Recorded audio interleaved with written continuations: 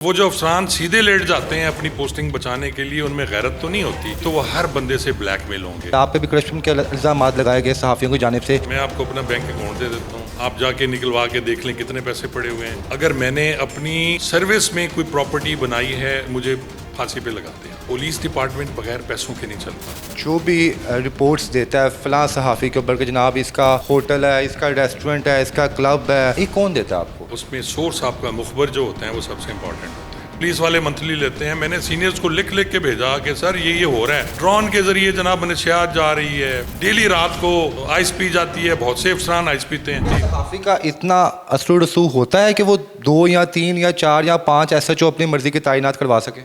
یار دیکھیں، جیسے آپ صحافی ہیں، آپ کی طبیعت اور ہے، میں اور ہوں، ٹھیک ہے۔ جو سینئر آتے ہیں، افسران آتے ہیں، ہر بندے کی اپنی طبیعت ہے۔ کچھ سخت ہوتے ہیں، کچھ نرم ہوتے ہیں، کچھ بزدل ہوتے ہیں، کچھ بالکل لیٹ جاتے ہیں، کچھ ٹیڑھے ہوتے ہیں، کچھ سیدھے لیٹ جاتے ہیں۔ اور وہ جو افسران سیدھے لیٹ جاتے ہیں اپنی پوسٹنگ بچانے کے لیے، ان میں غیرت تو نہیں ہوتی۔ جب وہ لیٹ جائیں گے تو وہ ہر بندے سے بلیک میل ہوں گے۔ اگر میں اپنی پوسٹنگ بچانے کی کوشش کروں گا، میں تو ہمیشہ کہتا ہوں اور میری یہ دعویٰ ہے، عزت، ذلت، موت، زندگی، پوسٹنگ، ٹرانسفر، یہ سب اللہ کے ہاتھ میں ہے۔ کہا جاتا ہے کہ صحافی کی عزت جب داؤ پہ لگتی ہے نا تو وہ قبر کے اندر سے بھی پورے ثبوت نکال کر باہر لے کے آتا ہے۔ آپ کے بھی گڑے مردے اکھاڑ گئے کہ آپ پہ بھی کرپشن کے الزامات لگائے گئے صحافیوں کی جانب سے کہ آپ نے فلاں دور میں کرپشن کی زمینیں اپنے نام لگوائیں، اس کو کیسے ڈیفینڈ کریں گے؟ یار میں آپ کو اپنا بینک اکاؤنٹ دے دیتا ہوں، آپ کے لیے آپ جا کے نکلوا کے دیکھ لیں کتنے پیسے پڑے ہوئے ہیں۔ اگر میں نے اپنی سروس میں کوئی پراپرٹی بنائی ہے، میں کہتا ہوں جی مجھے پھانسی پہ لگا دیں۔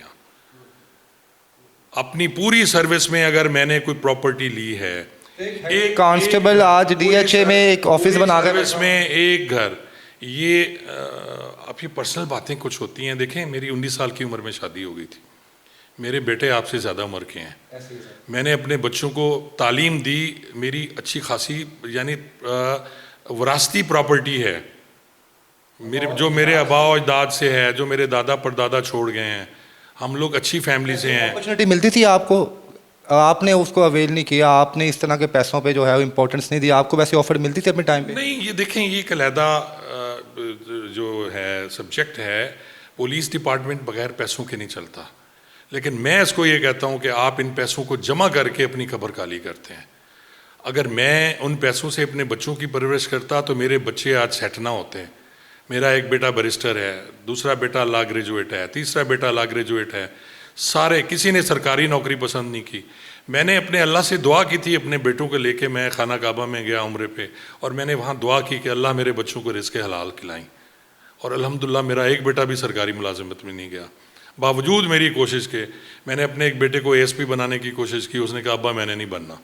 ایک اور میں نے سول جج بنانے کی، اس نے کہا بچہ ابا نے میں نے نہیں بننا، وہ ہوا ہی نہیں۔ 6000 بچوں میں سے 6ٹھی پوزیشن تھی، اور انہیں ایک جسٹس صاحب نے اس لیے نہیں رکھا کہ تو DSP کا بیٹا ہے۔ تو یہ ساری باتیں ہیں، اللہ نے انہیں رزق حلال دیا ہے۔ میری وہ دعا جو اللہ نے قبول کی، میرے بچے رزق حلال کما رہے ہیں، اور بہت اتنا کما رہے ہیں کہ کچھ سوچ نہیں سکتا۔ تو وہ 10-12 سال سے کما رہے ہیں، تو کیا میں پینشن پہ گزارا کر رہا ہوں؟ تو یا کیا میری جو گاڑی ہے وہ مجھے میرے محکمے نے لے دی ہے؟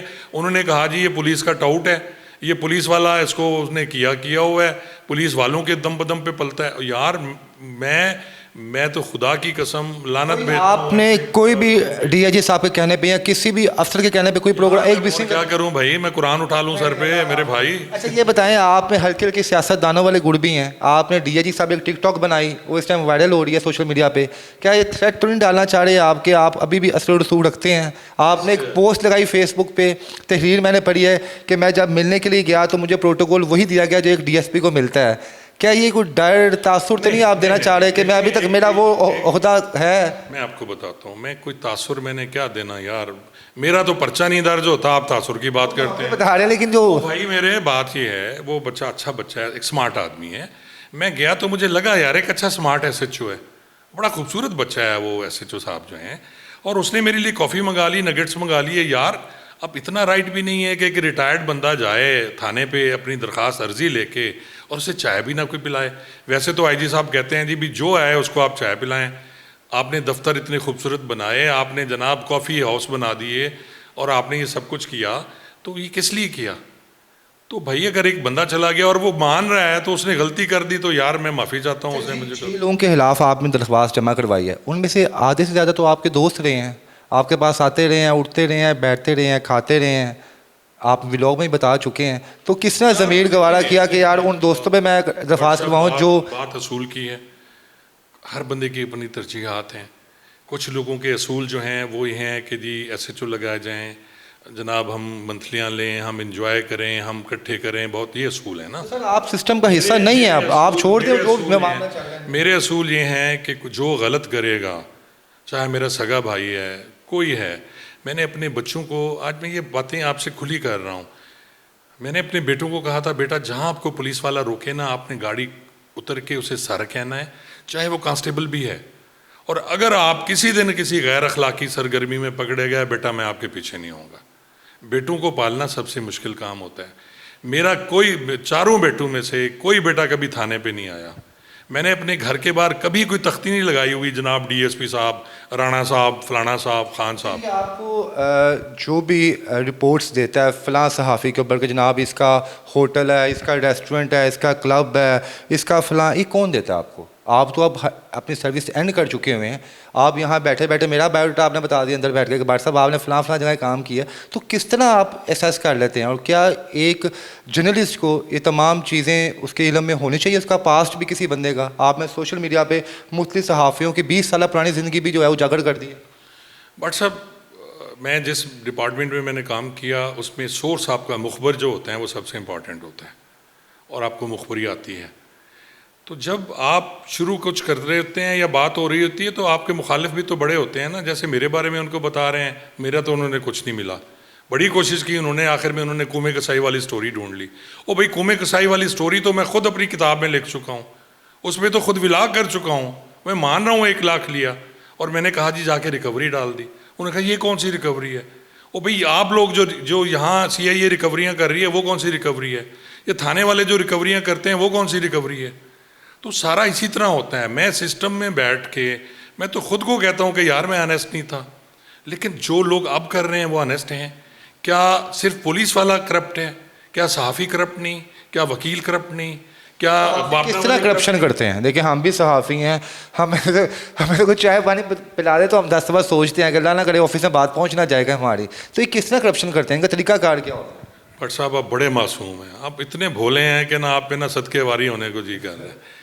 کہ آپ کو نہیں پتا صحافی کس طرح کرتے ہیں کہ ایک بندہ گھیر کے کیسے لے جاتے ہیں تھانے پہ. ایک صحافی کا ہر وقت تھانے پہ کیا کام ہوتا ہے؟ ایک صحافی کا ہر وقت ڈی اے جی کے دفتر میں کیا کام ہوتا ہے؟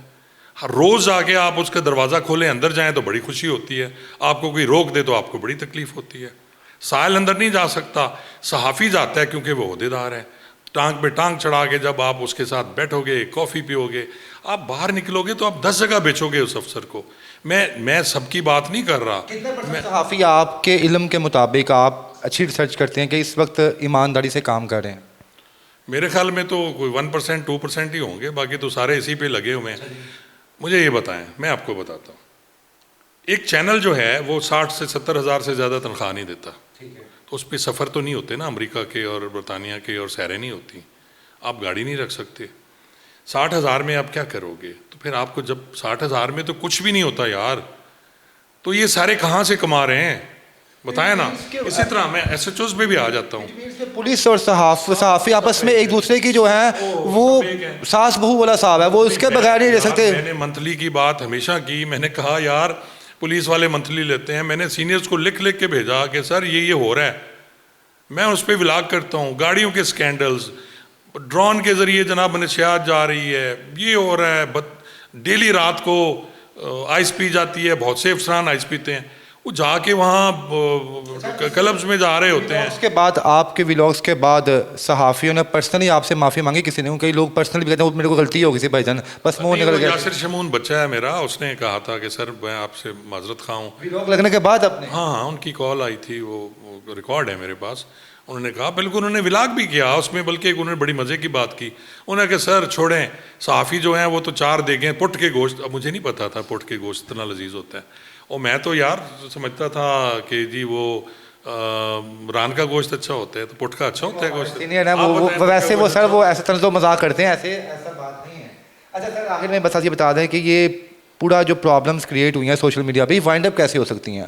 آپ کی جانب سے کیا جائے پیغام جائے یا ان کی جانب سے کیا پیغام آئے, تو کچھ نہ کچھ تو اینڈ کرنا ہی ہے. آپ نے بھی اس معاشرے میں رہنا ہے. اب آپ کے اوپر جو ٹیگ لگے گا وہ صحافی کا لگے گا, تو کس طرح اس کو سیٹل ڈاؤن کریں گے آپ؟ بٹ صاحب آج مبشر لقمان نے ایک پروگرام کیا ہے, مجھے بہت اچھا لگا. یقین جانے شاید میں انہیں اچھا نہیں سمجھتا تھا.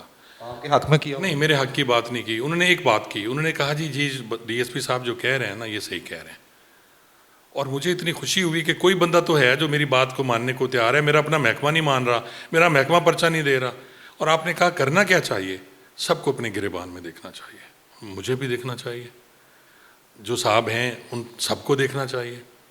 بندہ ہمیشہ صحیح نہیں ہوتا, بندے کی ہر چیز صحیح نہیں ہوتی, بہت سی غلطیاں بھی ہوتی ہیں. اپنی غلطیوں پہ نادم ہونا, اپنی غلطیوں سے سیکھنا.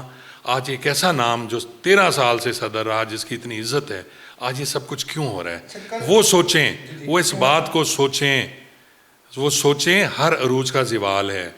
بندہ 13 سال نہیں رہتا, 14ویں سال وہ نہیں ہوتا. اللہ سے ڈرنا چاہیے, اللہ سے ڈر کے کرنا چاہیے.